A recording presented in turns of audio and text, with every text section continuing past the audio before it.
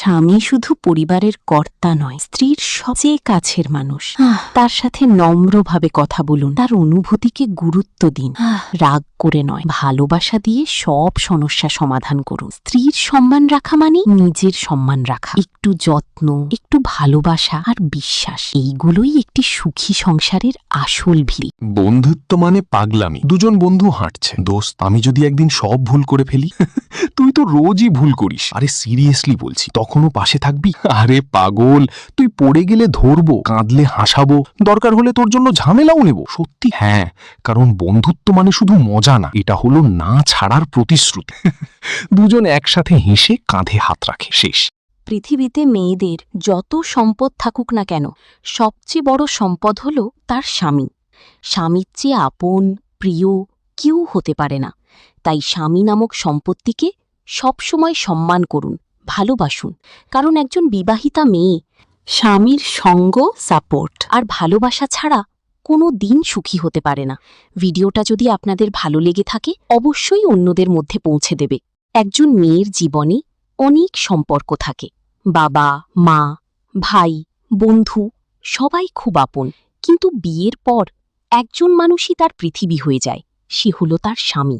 স্বামী শুধু একজন সঙ্গী নয়, সে একজন ভরসা, একজন নিরাপত্তা, একজন বন্ধু। তার সাথে কাটানো ছোট ছোট মুহূর্তই হয়ে ওঠে জীবনের বড় সুখ। তাই এই সম্পর্কটাকে কখনো অবহেলা করবেন না। সম্মান দিন, ভালোবাসা দিন, কারণ ভালোবাসা আর বোঝাপড়াই পারে একটি সংসারকে স্বর্গ বানাতে। মনে রাখবেন, একজন স্ত্রীর হাসির পেছনে সবচেয়ে বড় কারণ হতে পারে তার স্বামীর ভালোবাসা।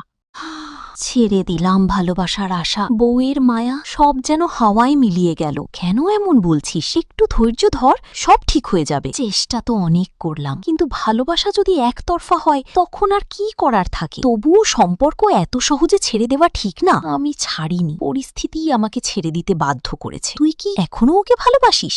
ভালোবাসা আছে, কিন্তু আশা নেই আর। তাহলে নতুন করে শুরু কর, নিজের জন্য বাঁচ। হয়তো সেটাই এখন সবচেয়ে বড় সত্য, নিজেকে ভালো রাখা। একজন বাবা নিজের স্বপ্ন ত্যাগ করে ছেলের ভবিষ্যৎ গড়ে তোলেন। তাই ছেলের দায়িত্ব বাবার কথা শোনা এবং তাকে সম্মান করা, বাবার কষ্ট বোঝা, তাকে কখনো অবহেলা না করা খুব জরুরি। সময়ের সাথে সাথে বাবার যত্ন নেওয়া ও পাশে থাকা উচিত, কারণ বাবার ভালোবাসা নিঃস্বার্থ, আর তার সুখেই সন্তানের আসল সুখ। বাবা শুধু অভিভাবক নন, তিনি সন্তানের প্রথম শিক্ষক ও পথপ্রদর্শক।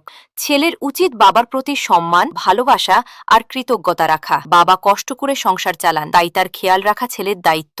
বাবা বৃদ্ধ হলে তার পাশে থাকা, তার সেবা করা ছেলের কর্তব্য, কারণ বাবার দোয়া আর সন্তুষ্টিতেই লুকিয়ে থাকে জীবনের সফলতা।